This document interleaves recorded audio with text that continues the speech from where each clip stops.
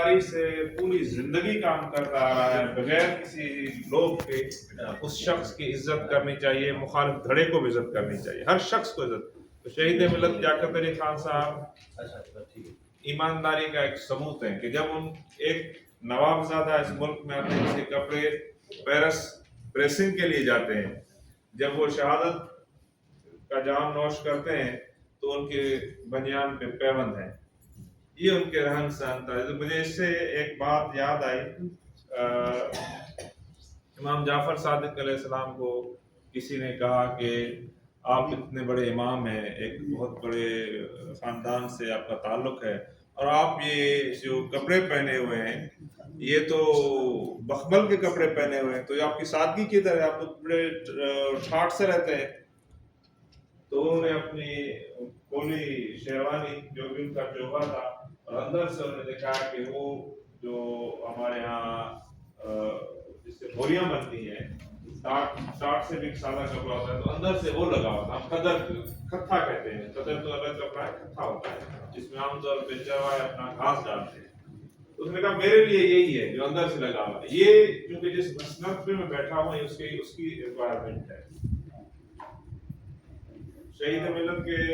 जब मुझे चीज़ों का पता चला है, जाहिर है उनकी बहुत बड़ी जद्दोजहद है इस मुल्क को बनाने में, आगे ले आने में। और जब भी कोई शख्स दुनिया में जो बाकी ताबूती कुव्वतें उनको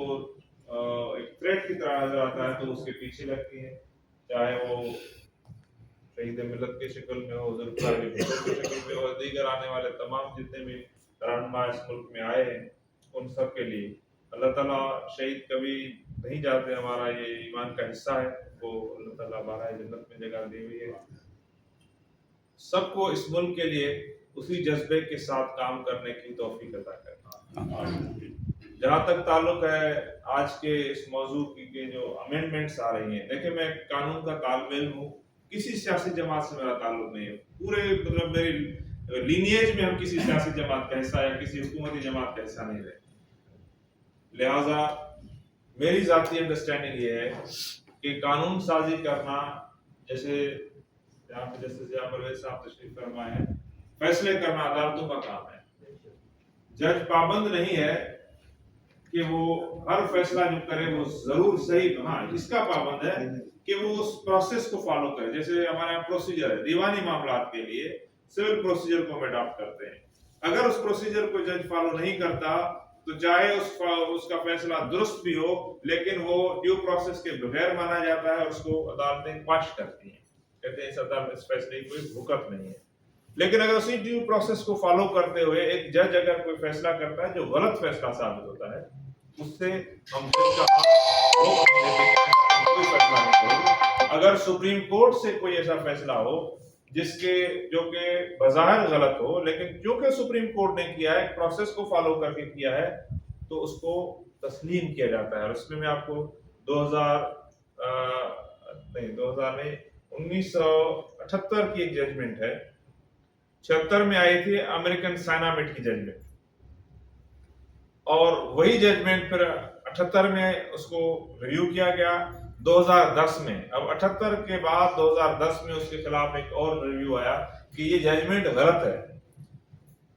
हाउस ऑफ लॉर्ड्स ने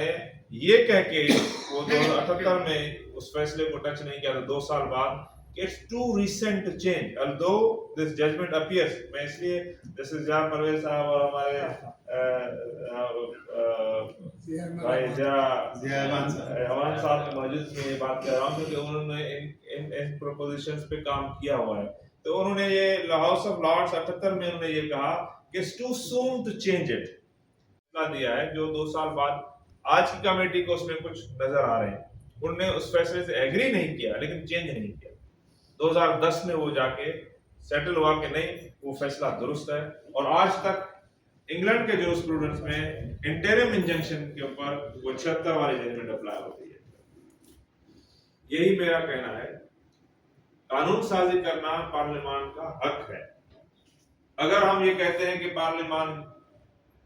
कानून साजी ना करें तो फिर कौन करेगा? अदालतों का ये काम नहीं है, वकीलों का ये काम नहीं है, हुकूमत का ये काम नहीं है। लेकिन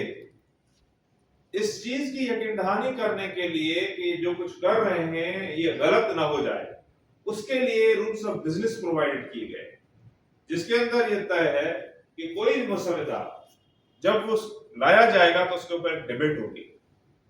وہ اس کے اندر ایک ٹرانسپیرنسی آئے گی۔ یہ جو اوور نائٹ والی پچھلے دفعہ امینڈمنٹ کی کوشش کی گئی، چاہے یہ نیک نیتی سے بھی ہو اور صحیح بھی ہو، لیکن اس کے اوپر سوالیہ نشان رہے گا کیونکہ وہ پروسیس فالو نہیں ہوا اس کے اندر، لیکن چونکہ وہ اٹیمپٹ جو بھی اس کا تھا وہ فیل ہوا، لہذا میں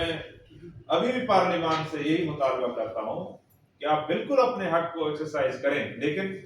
طریقہ بھی وہی اپنائیں جو طریقہ قانون میں دیا ہوا ہے کہ آپ اس کی کمیٹیاں بنائیں گے، اس میں اس کی ڈیبیٹ ہوگی، اس کے اوپر پھر آپ ایک اوپن ووٹنگ کریں گے تاکہ یہ ابہام نہ ہو کہ اس کمیٹی کے پیچھے یہ پارلیمنٹ، کیونکہ دیکھیں جرم صرف اندھیرے میں ہوتا ہے، دن دہاڑے یا تو دہشت گردی ہوگی آپ کے سامنے، مارشل آئے گی، چوری نہیں ہوگی دن دہاڑے کہ ایک پارلیمنٹ کا ممبر یا ایک فرقہ دوسرے پارلیمنٹ کے فرقے سے یا کچھ چیز چوری کر کے لے جائے، لہٰذا آپ اس کو اوپن کریں۔ اگر نیک نیتی کے ساتھ آپ کر رہے ہیں، ذاتی طور پہ یہ صوبہ سندھ کا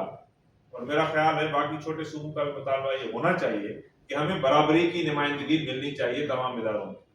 یہ بنیادی حق ہے کسی بھی فیڈریشن کا۔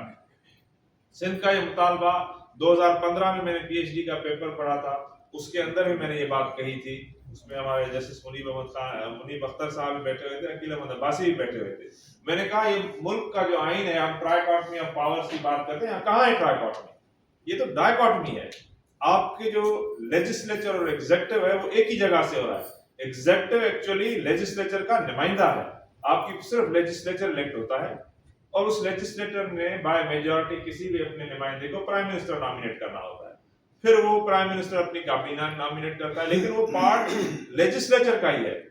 اور اس کی جو سب سے بڑی خرابی ہے اس کی وہ یہ ہے کہ چونکہ ان کا نمائندہ حکومت چلا رہا ہے تو جب جب اس کو پرابلم ہوتی ہے وہ اپنے بڑوں کے پاس جاتا ہے،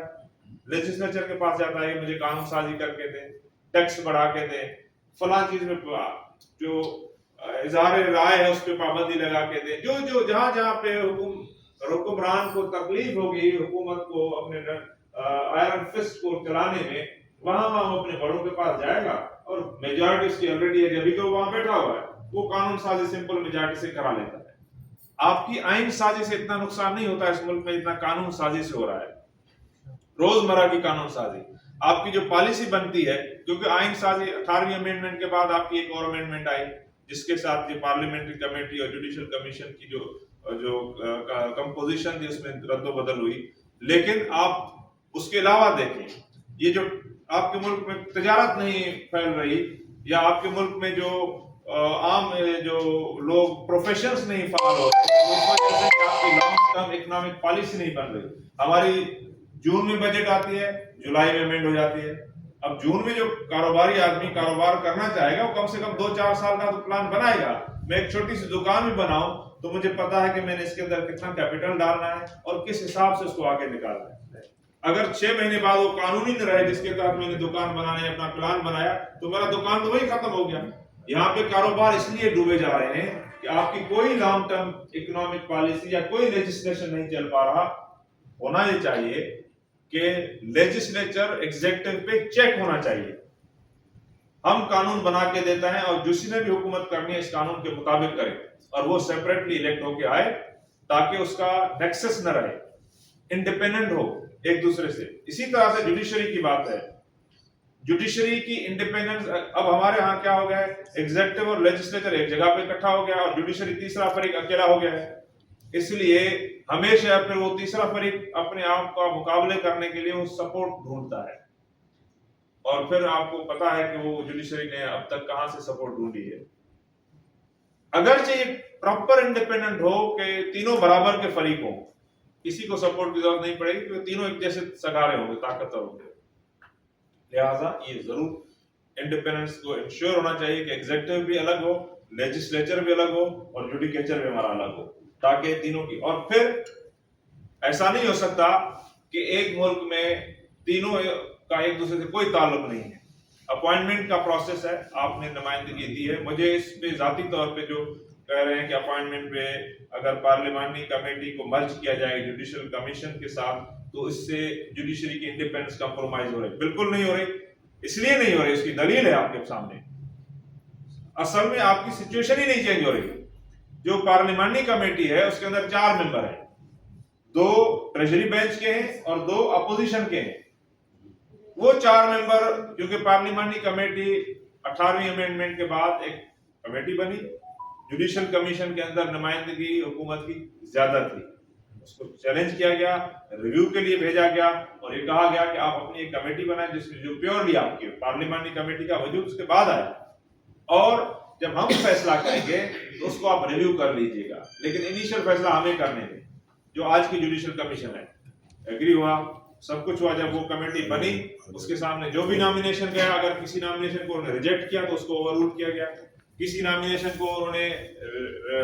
रिमांड किया उसको ओवररूल किया। मतलब आज तक रबड़ स्टैंप से ज्यादा पार्लियामेंट्री कमेटी की कोई हैसियत ही नहीं रही। उन्होंने उसको क्या किया कि बजाय कि उसको रबड़ स्टैम्प ही रहने दें, रिडंडेंसी उसको करने दें, उसको मर्ज कर दिया जुडिशल कमीशन। ये प्रपोजल जो है कि अब कम से कम ये वहीं बैठ के अपोजिशन के 2 मेंबर भी और हुकूमत के 2 मेंबर भी उसी कमेटी में बैठ के बात करेंगे जहां पे ये फैसला हो रहा है। इससे बैलेंस आउट नहीं हुई जो पार्लियामेंट जुडिशल कमीशन है।